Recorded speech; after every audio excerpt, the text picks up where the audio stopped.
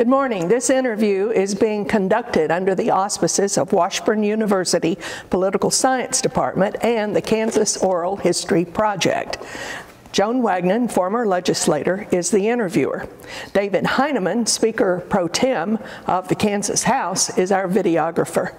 Humanities Kansas is providing funding to transcribe this interview. The written transcript of this interview and a prior interview completed on February 19th, 1991 by historians Sarah Tucker and Barbara Burgess will be available at the Kansas State Library and Kansas State Historical Society. Materials will also be available at Washburn University. The videotape will be posted on Kansas Memory for public viewing. The subject of today's interview is Nancy Brown from Stanley, Kansas. Nancy, legislative records indicate that you served 5 terms in the Kansas House from 1984 to 1994. That's is that right? Correct. That is correct. Well, some of the committees that you were assigned to include economic development, taxation, local government, and in fact, you were the chair of local government from 1993 to 1994. I thought you were the ranking minority member from 91 to 92. That must be when the House flipped to the Democrats. Right. And you were the vice chair in 1989 and 90. That's correct. Very good. So we're here today to gather information about the time you spent in government and your perceptions on what happened in politics, policy, and governance since then. We're hoping that you will reflect on your tangible policies, those left unresolved, and the way in which your identity shaped your perception of government broadly.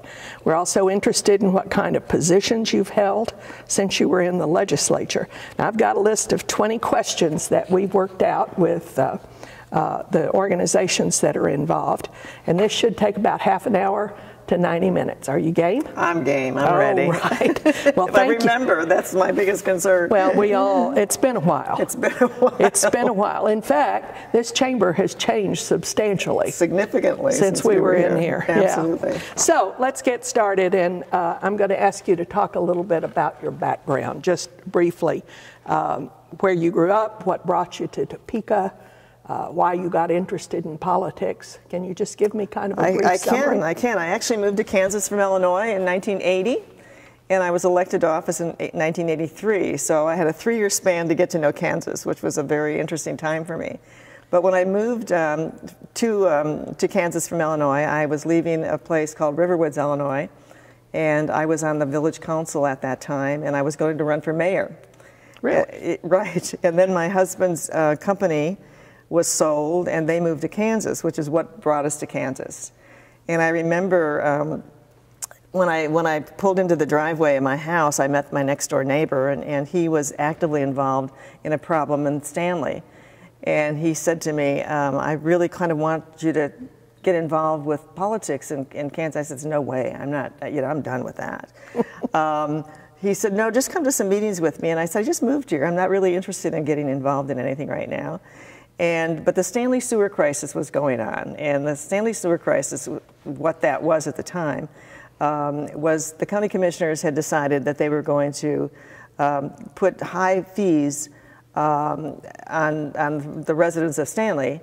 It didn't affect me. I was not in the sewer district, but they were charging some exorbitant amount per acre for sewer fees, and I just felt that was unjust. So I jumped in, because I was a sewer and water chairman in my old community. And so I just jumped in and thought, maybe I should get involved. And so that's kind of what brought me involved in politics in Kansas. And it wasn't partisan politics at all. It was just public service that I was involved in and interested in doing. And then Bob Bacon, who was the county commissioner at the time, called me and said, would you like to get involved in mental health? I'd like to appoint you to something. And I said, no, I'm really interested in like land use and things like that. And he said, well, how would you like to be Oxford Township trustee? And I'm going, what in the world is that?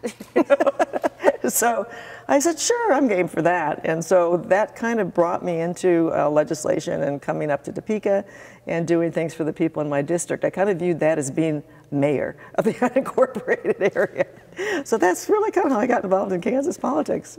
Well, you were regarded highly in the House as someone who really understood those local government issues. Right. And you may have been the only one on the floor of this body that knew what a township was.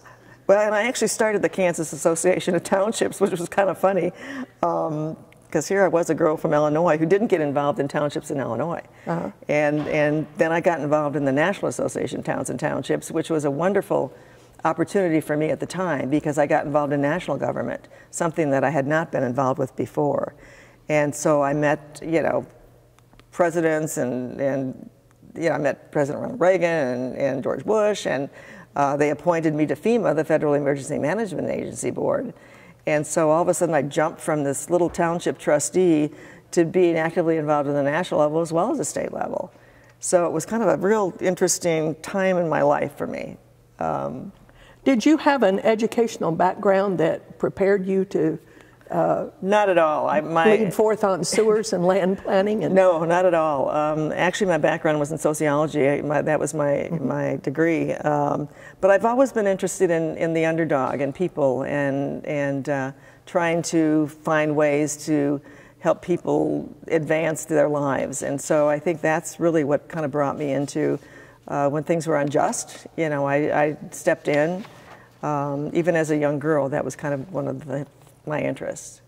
So my move into politics had nothing to do with a political party. When I moved to Kansas, I was a Republican, but I was never been involved in party politics before.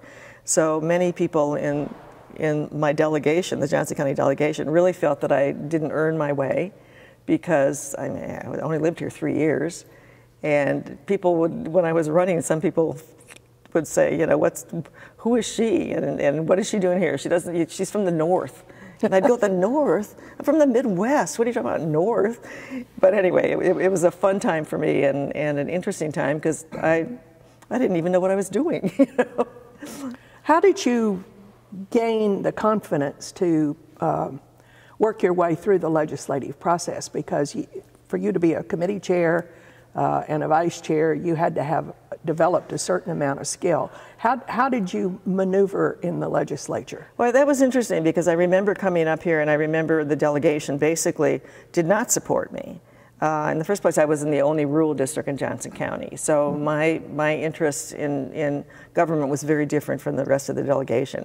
So there was never a mentor for me that came from Johnson County delegation. So it was really learning the ropes by myself. And one of the things I decided, that I was not interested in power. That was not why I was here. So I never really thought about advancing. I knew I wasn't going to advance in the party, because I knew I would never vote the party way all the time. In fact, I refused to sign the pledge that we had, that you were supposed to sign, and I never did that. So I think I was always considered pretty much of a rebel when I got up here, and that was fine with me, because I was not really interested in advancing in the party. But I think through hard work and dedication, I think people realized that I had integrity. That was always very important to me. Ethics and voting, really, never with any self-interest involved, because I really didn't have any. I really came up here as a public servant, and I guess I just expected that would carry me through in whatever path I needed to take. So, party politics was not something, I'd find myself voting with the Democrats as well as the Republicans if I felt the thing was right for my district and for the state. So, well, sometimes local government issues don't have a party label. Right, they don't. And it was more, I think, for the benefit of residents. And sometimes, because of the rural-urban interests, there were some battles. But my goal, I think, as a legislator, was to always represent the people and make sure that they had a voice and a vote. And so I would find myself many, many times saying, well, wait a minute, what about the people's interest in this? And we're not talking about what's good for government as much as we're talking about good public policy for all state people. And so that really was, I think, where my interests were. One of our oral history program volunteers pulled legislative highlights from legislative research for the 10 years that you were in office. Do you remember legislative highlights? I do. In fact, I was just thinking about the fact that I used those. I wrote I wrote a newspaper column for 10 years. Really? I did. And so I'm trying to pull that together because I think that's going to be a great history. Every week I wrote a column. And I wrote it actually all year long. So it wasn't just during the legislative session. So it was during the summer sessions and things like that. So for 10 years, it would just be, it would be my legislative history primarily, but it was also talking about emotions and feelings and how I viewed that as impacting my district. So it was called Capital Comments. And so I want to put that together in a book because I think it'll be an interesting for me to go back and read it for those 10 years. But I think it'll also be interesting for other people to read, just what happened during that time. Sure. When we post this interview, it'll be transcribed and posted on Kansas Memory, which is an online version for the Kansas State Historical Society. If you want to give us a couple of copies of Capital Comments, okay. We can post those with it as well. Good. I'll try and do that. I'll try and find some. This is pretty much what I gleaned from legislative highlights about the 10 years that you were in the legislature. The mid-'80s were dominated by numerous constitutional amendments, liquor by the drink, parimutuel betting. I think there were 5 of them. We also had statewide reappraisal, multi-bank holding companies, new economic development strategies, all kinds of new structures for Devo, water policy, and tort reform. By the 90s, school finance was out in front, and reapportionment, highways, domestic violence legislation, and the Children's Initiative. In the local government arena, there were a number of changes to annexation laws, which I think you were right in the middle of. Tax lids and a new municipal investment pool and changes in the open meeting laws. For you, what were the driving issues? And I offer that summary just to kind of help you focus on what you were doing. What were the issues that you were most active in? Well, obviously annexation, anything to do with local government. And one of the big things for me, looking back for my legislative district, was changing the laws for the Recreation Commission. And as I look back at kind of what I'm most proud of for me personally, is the Blue Valley Recreation Commission, which changed the laws with exemptions, et cetera. And that was a real battle because I had to go in and change legislation to do that. But now, 30 years later, the Recreation Commission is central to my district, but also central to the whole Blue Valley area and Johnson County. And so that was one of the things that I was really most proud of as far as working on that. And it was a battle because it changed just one legislative district, and I had to convince everybody, all my colleagues, to support that. But I am most proud of that. But there's many, many things that happened in those 10 years that when you look back at them, that were significant. And one of the interesting things, once you get out of the legislature and you move on to other parts of your life, for me, it was, I haven't gone back to really look at those laws still intact, and what changes have taken place. Since then, I've kept up with the political process as much as I can, but I'm no longer influential in that you move on to other parts of your life.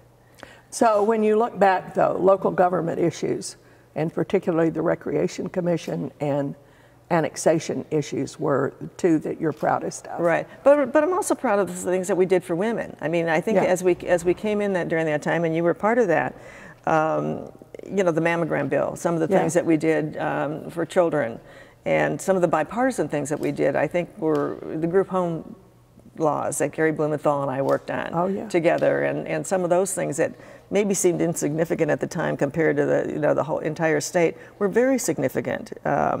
I wasn't actively involved in the deaf community, so there were some initial bills that I helped pass with the deaf community, autism laws that we helped pass. There were I think some significant mental health kinds of issues that we passed that really maybe weren't important to everybody, but were certainly important to the people of the state of Kansas long term.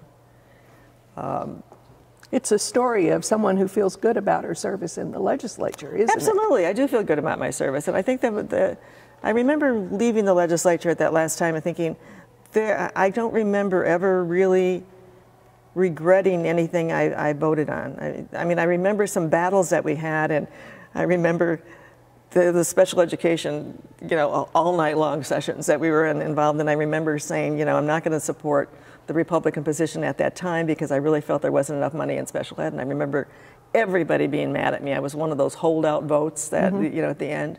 But I never regretted, you know, I can't think of any bills that I've ever regretted supporting.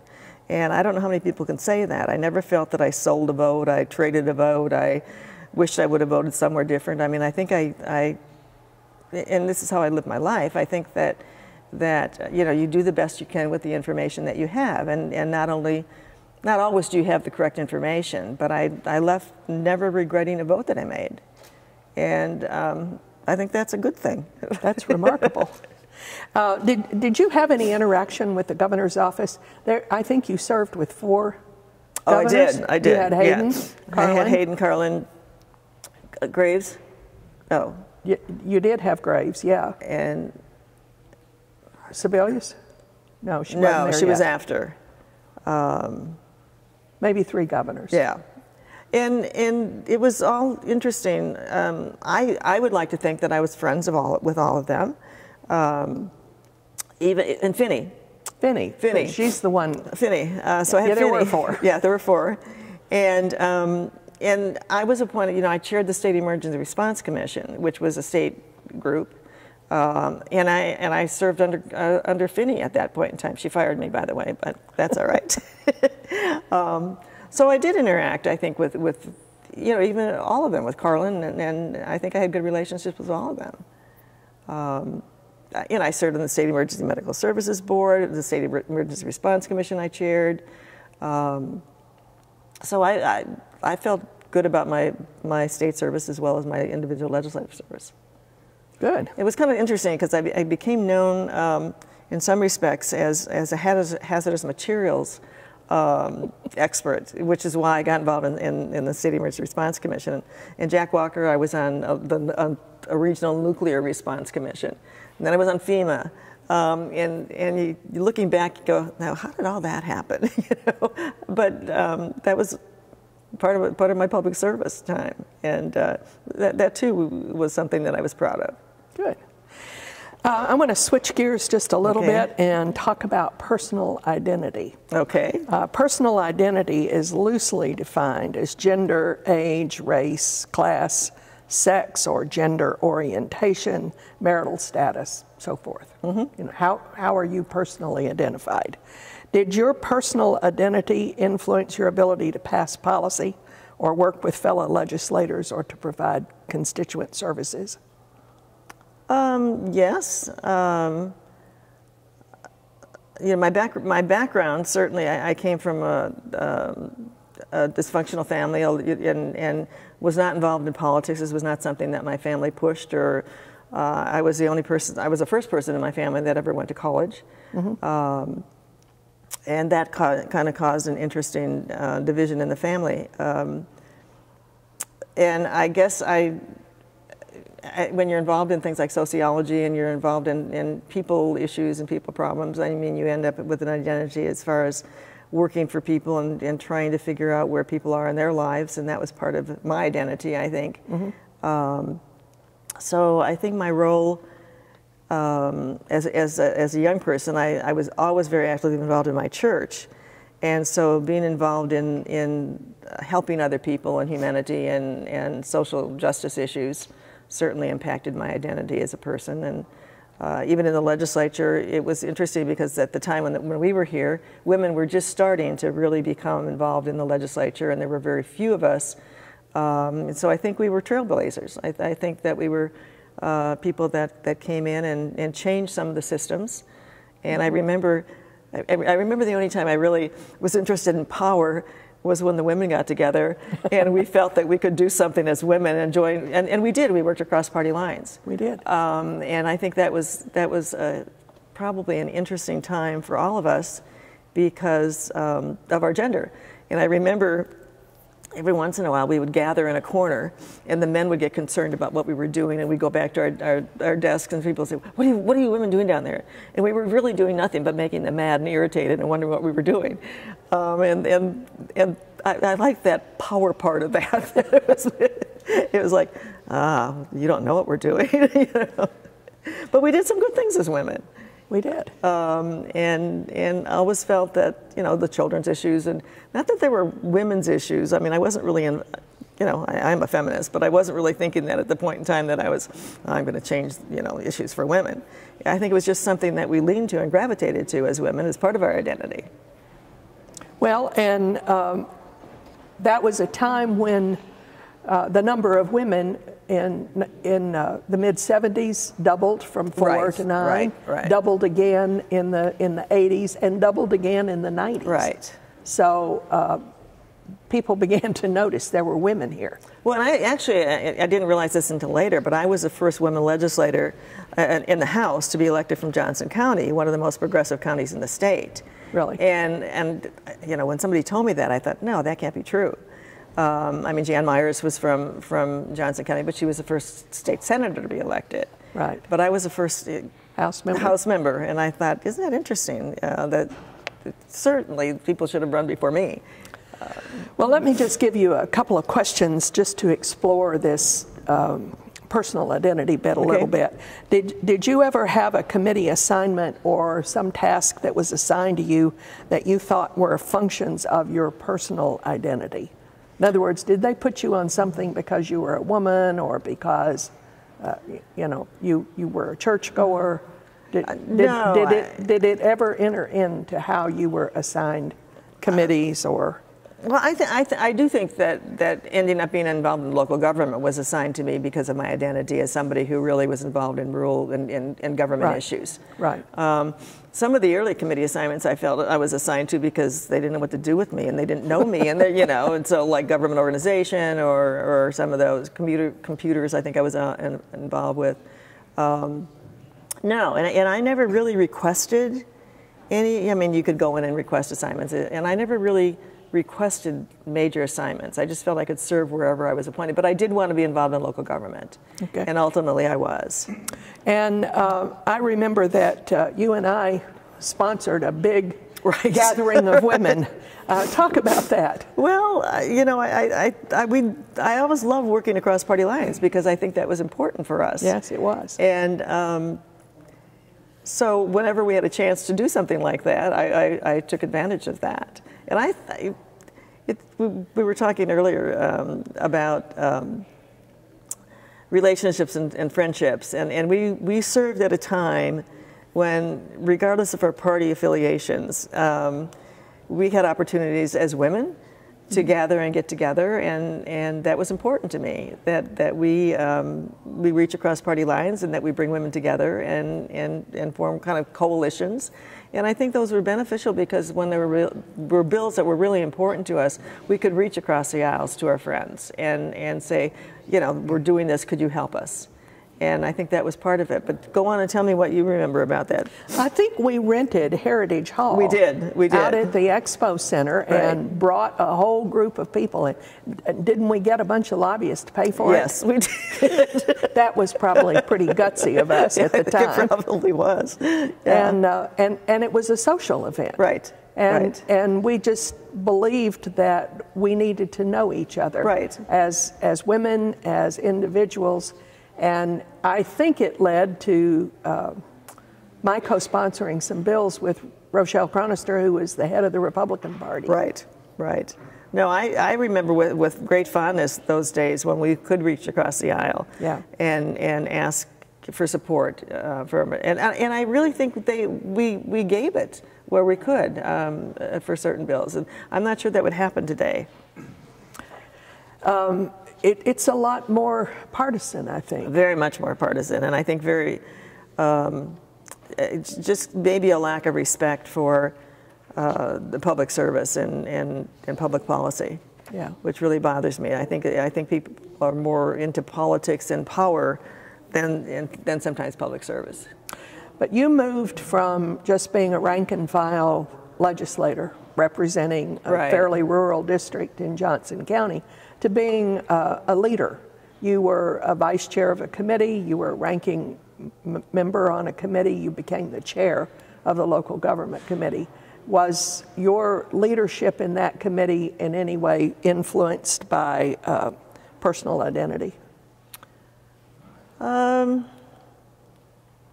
Not by gender, I don't think at all, but I do think by who I was as a person, yes. Okay. I do think that it was. I think people ended up, it was funny because I think in the beginning, like I said, that the Johnson County delegation didn't support me and viewed me as kind of being other and an outsider.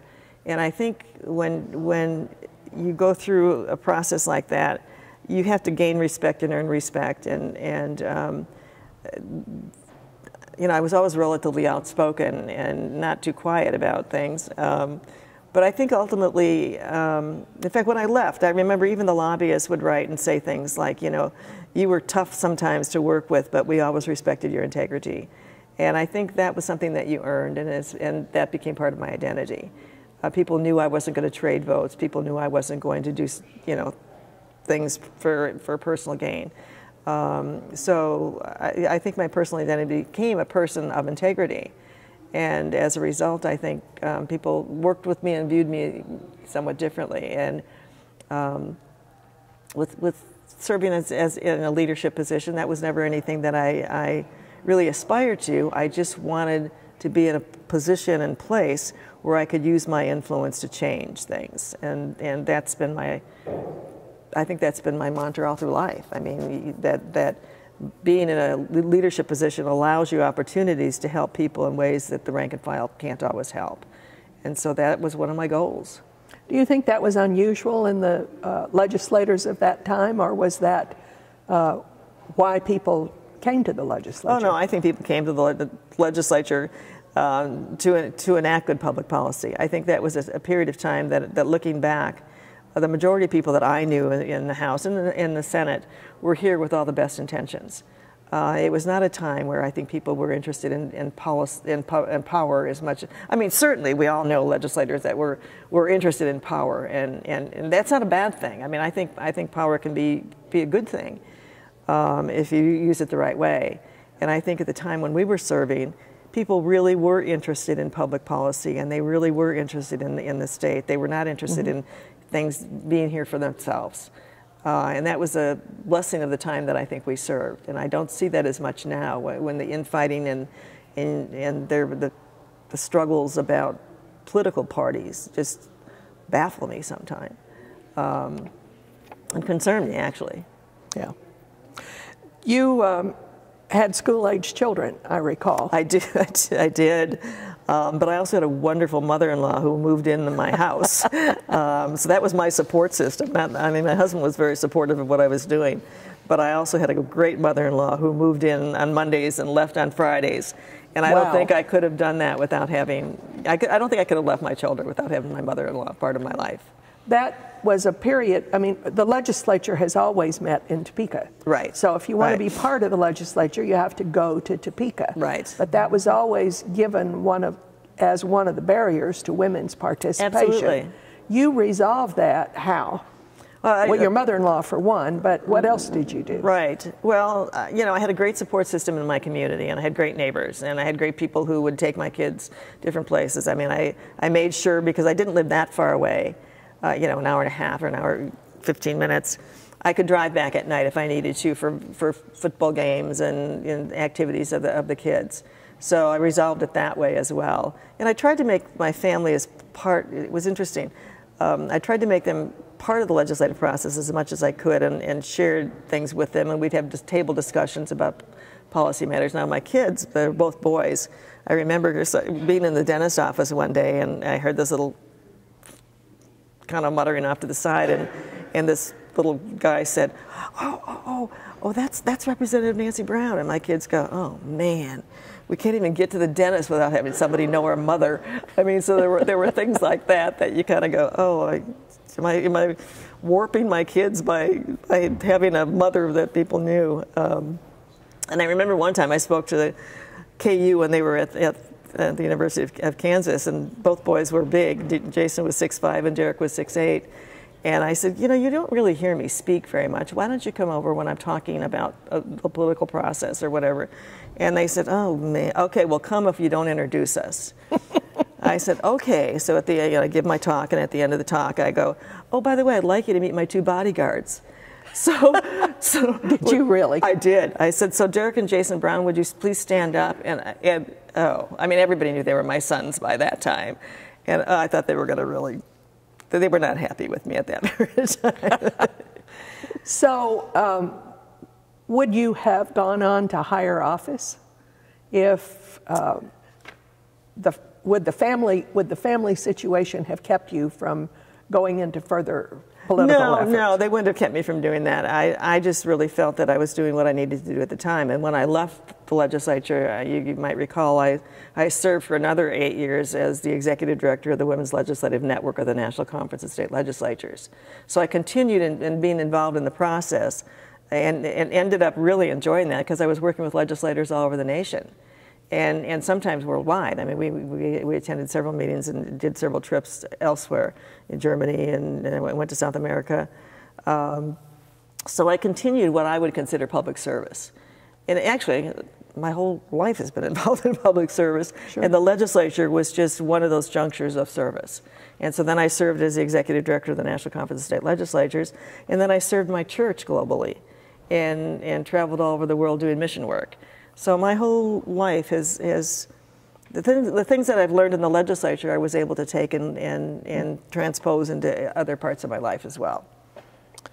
You had an interesting exchange in your 1991 interview where you talked about deciding to take a room in Topeka, and you indicated you were unprepared for the stresses of living part-time in Topeka. Was that a common problem that women had? Oh, I think so. I think it was I would think it'd be difficult for anybody to leave their family and end up with a.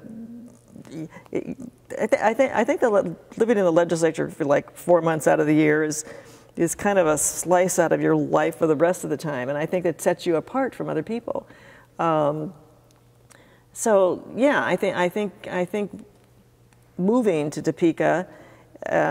The interesting part of that is you don't really get involved in the community of Topeka. Your community is the legislature, right? And that's what you do. You get up in the morning and you go to work in the legislature, and then you stay at work in the evening if you're here because you have all sorts of things that are going on that are part of the process. Just getting together with your colleagues and talking informally and talking about bills and talking about what happened during the day. And I think that was another interesting part of legislative life, those conversations informally among Democrats and Republicans that took place outside of the legislature, in some respects were as important as what took place in the legislature. It gave you time to get to know other legislators and talk informally about things that were happening during the day. And it didn't matter then when you were a Republican or Democrat necessarily. You just shared information and shared who you were and could work together better. So I think that's an important part of the process. I don't know if that goes on today. I don't know if I don't know either. Yeah, I don't know if that's still what happens. But it was important at the 10 years I was here. Okay. I want to have you look backwards now at your legislative career. And so what things are you most proud of serving in the legislature? I think I shared with you, some of the laws that I was involved with, like the Blue Valley Recreation Commission. I think as part of local government, I think it was important to provide people's rights. I mean, it was always important to me for people to have input, and I would encourage that in any law that we passed. I would try and make sure that we did not infringe on people's rights for discussion or people's rights for a vote or people's rights for participation. Like I said, I think some of the things that we did around group homes, some of the things that we did for special education, some of the things that we did for mental health and social services for people were very important to me. Those things are more important to me than some of the things that we did on redistricting and some of which would happen with or without me. But some of the things that I'm most proud of are the things that I feel that I helped initiate and push forward that maybe no one else was thinking of or would be doing. So those are important things to me. Well, I think as you get to the end of a career, too, you start thinking about legacy. Right. Those things that you've just enumerated represent a pretty fine legacy of legislative accomplishment. You hope that the years that you served, you were able to leave some imprints. And did you leave to take the job at NCSL, or did you leave because you would have left anyway? I left because at that point in time, things were happening that in the party that were very difficult, that I didn't feel that voices could be heard in the same way that they could be heard in the past. And what I viewed as a religious right, and you recall I was very actively involved and started an organization as a result of things that happened to me personally in the legislative process, in the political process, it wasn't the legislative process, around abortion and some of the other things that, you know, my house was picketed. And I remember Nancy Castlebaum when she told me she was retiring, she said, you know, the party has basically left us. It's not the party that we were involved with in the past. And it was really, it was that really made me decide to leave, that I really felt that I did not want to be part of that negative process, and I did not want to be fighting all the time for what I believe were the rights of people. And they became so focused and so self-centered around what I would view as a religious right, and which was interesting to me because I was always a religious person, and all of a sudden to be maligned for votes that really I felt were not necessarily around religion as much as they were around good policies for people, and I just didn't want to fight those battles any longer. It became very very difficult, I think. The campaigns got uglier and uglier, and that was not why I was in, and just felt if I was going to spend all my time fighting with people about the legislative process, how could I get anything done? And so it just seemed a time to me that my personal interests would be better served outside the legislature than it would inside the legislature. And that's when I decided it was time to leave. Can you comment on the party as being the party of the state, or is it a national influence that you felt like in terms of the explanation of the shifting party dynamics?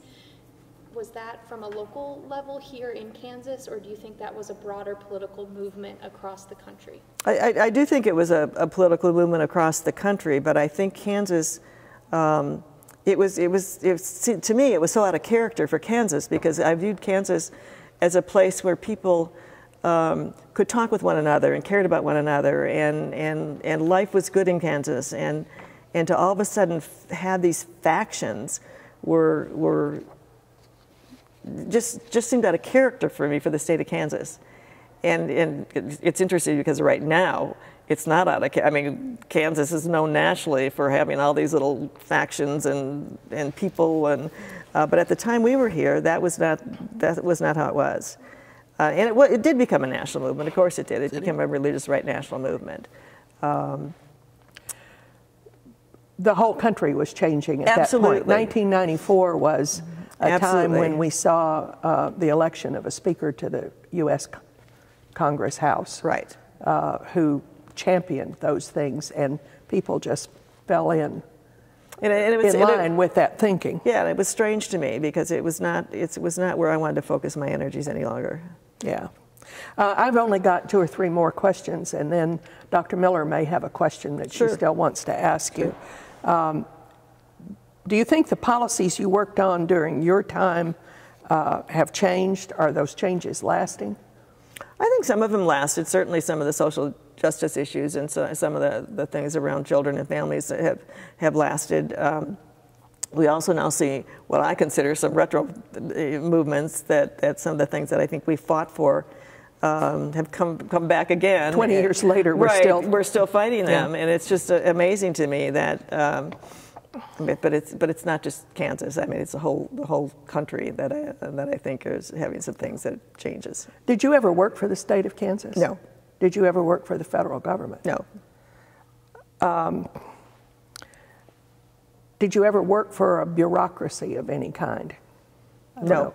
Okay. No. And did your personal identity influence how you served constituents? Did it influence the policies you worked on or the preferences you had? And so I think where Dr. Miller wants to go is, what's the difference between working for issues you cared about in the party? How much of your identity was how much was your identity a part of your work, and how much of it was the party? I think I know the answer, but... Well, I think it's very interesting because my background, my religious background's influenced my whole life.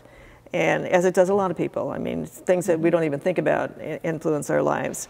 What's kind of funny is I was raised in a kind of a fundamentalist Baptist background, which was part of the religious right later. And as I aged and maybe matured and became more educated, I was able to look at things in a different way, in a different perspective. But the premise of religion and the premise of all religions, in my opinion, is to work to serve the people and to follow Christ's example of service. And so that has kind of been my theme throughout my life. And you do that in different ways. And you don't always do it in the name of Christ, or you don't always do it in the name of religion. You do it as part of your soul and who you are as a person. And that's the kind of person I think I hope I've always been, is to look at people and say, what can I do to make their lives better? What can I do to help them in their struggles? And so I think I brought that to the legislature, not in a way that I talked about it all the time, but in the way that I voted and in the way I tried to live my life and conduct my life. And so I think that's part of my identity as a human being. Not necessarily the identity, I think, of people outside of me looking at me say that about me, but it's part of what I say about myself. That it's important to me to provide a better life for the people around me and in the world. So that's why I do mission work, and that's why I work for the national the Women's Legislative Network, because I felt that there were ways that maybe I could help people outside of Kansas as well as help people in other states. So yeah, my identity as a person certainly has influenced my role as a legislator much more than a political party has ever influenced me. Yeah, I think that's, you've explained that well. We are kind of at the end of the interview. Do you have anything else that you want to add to people that might read this on Kansas Memory? Well, I think the one thing that I would like to add is that public service is the way I like to think of my time in the legislature, not serving as part of a political party of any sort. And I think that's where people are going these days, that the party has become more important than good public policy and relationships with people. And I think that's doing us a complete injustice to our democracy and who we are as a nation. And it really saddens me, because I think that the time that we served was such a different time, a time when you could be proud of your service and you could be proud of who you were as a legislator.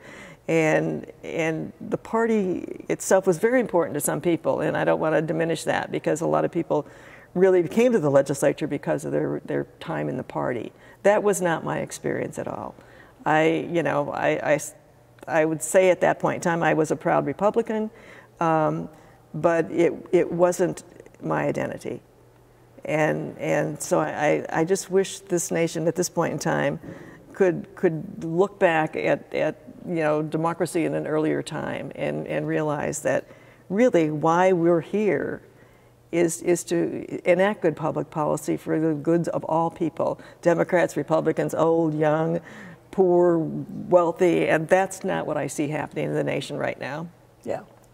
Well, it's been a fun experience to sit here and talk with you about this. Dr. Annie Miller is at Washburn University. I think you met her a few minutes ago. I did. Do you have any further questions? I sure do. I'm going to maybe lean into your mic, Joan, if that's okay. That's fine. So a question I have, just as you were talking and describing about the changes you felt like you witnessed around partisan politics versus public service, I love the framing and the language you're using. I'm curious if you could tell us what you think has caused those changes. Like, can you attribute those changes to something? And then can you give us young women an agenda for the future of how we could go back to thinking about politics as public service? Or maybe you could frame some of that for us. I think it's interesting, because I think that the women that are coming into office today in many respects are times have changed. I mean, times have changed in just how women are viewed, and it's interesting because there's a lot of change that have taken place forward, but there are some that have taken place backward as well. But women have a greater opportunity to be more educated right now. They have a greater opportunity in the workforce. And so they bring different skill sets with them than when we were 30 years ago when we were new and new trailblazers. And so, even in Kansas, you look at some of the colleagues that are now here and serving as women, but they're not finding it any easier to serve, which is interesting to me. They might be respected in ways that we were not. But you see people shifting from the Republican Party to the Democrat Party because they're not getting along in the Republican Party any longer, and the party has shifted, in my opinion. Not where we were at the time when we were running. We really were struggling to find our identity as women. So now women are in this new place, but the nation has shifted, and I really don't know all the reasons why. I mean, don't you think the battles that we had over abortion in the 90s had a significant impact? Absolutely, absolutely, no question about that. But now I see those laws being changed all across the nation, and the power has shifted in ways that I think are demeaning to women, not helpful. And it just blows my mind that leaders are not standing up and saying, what's happening here? Why are we letting this happen in our country, in our nation, in our legislatures, in our city governments? And instead we see this strong group of people who have risen that we never thought would have happened, I don't think, because I think we thought that things were becoming better, and instead we've got these factions, and part of it, you don't want to say it's all because people don't vote, but a lot of it really is because people are not out there voting when they should be voting, and there's a complacency, I think, about voting that the younger people, we're seeing a rise, thank goodness. We're seeing a rise in the younger people, I think, finally getting up and saying, the Me Too movement and some of the new movements that are coming up. And thank God that we've got some young people that are saying, we have a voice and we're going to use it. I hope they continue that and they don't get discouraged because I don't see the middle class and some of the people voting when they should be. And so we've got a whole shift now in who's running the nation, who's running the governments, and that actually frightens me. I mean, it's really pretty scary.